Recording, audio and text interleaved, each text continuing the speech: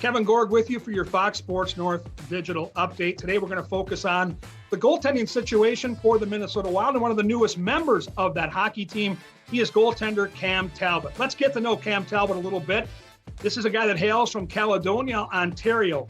And most goaltenders that start their careers and live up in Canada rarely play college hockey, but that was not the case with Talbot. He played 3 years with Alabama Huntsville for the Chargers. Not a team that we're used to seeing have a lot of success at the college level. But in his 3 years there, he put up great numbers. Actually took the Chargers to an NCAA tournament. Got a very good run. And he drifted on to pro hockey. And then finally, 2013, he got his breakthrough into the bigs. He did so with the Blue Shirts, the New York Rangers. He got to learn those first couple years under a would-be future Hall of Famer in the great Henrik Lundqvist. So that first year, he played about 25% of the games. He had good numbers. In fact, his save percentage was over 94%, and his goals against was below 1.6. So he had a really good season with the Rangers. Next year, though, Lundqvist actually got hurt, and he played nearly half the games. And once again, Cam Talbot put up outstanding numbers. He was so good in that second year with the Rangers that teams were looking to trade for him. And the Oilers, who had always been looking to stabilize their goaltending situation, offered 3 high-end draft picks to bring Cam Talbot to Edmonton. The trade seemed like a really good move for the Oilers because in year 2 with the blue and orange, he had a career season. He played 73 games for the Oilers, winning over 40 games, and he validated that very next year with the Oilers when he played 67 games and won over 30.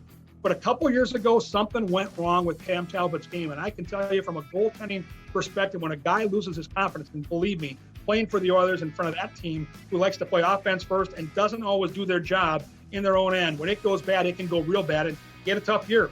At the end of the year, in a contract year, he got dealt to Philadelphia. He didn't play well for the Flyers either. That goals against was up near 3.5. That save percentage was below 90. And kind of at a crossroads for Cam Talbot's career.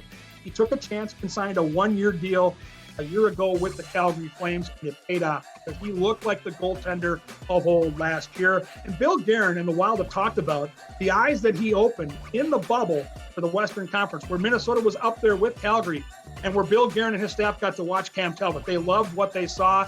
They believed in him, and they offered him that 3-year deal for $11 million. At age 33, this is a huge opportunity for Cam Talbot, and Bill Guerin has said he's our number 1 guy. The cool part for the Minnesota Wild is they've got depth at this position.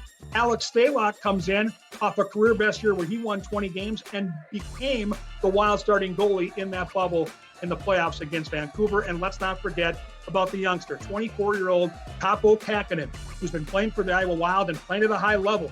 Such a high level that last year he got a cup of coffee with the Wild, played 5 games, and went 3-1-1 and really looked the part. That'll be the X factor. How many games he plays, how they continue to try to develop that youngster is critical. But the Wild have their number 1 guy in Cam Talbot, and they have that depth with Talbot, Stalock, and Kähkönen. It should be exciting when we finally start the next season for the Minnesota Wild, hopefully sometime very soon.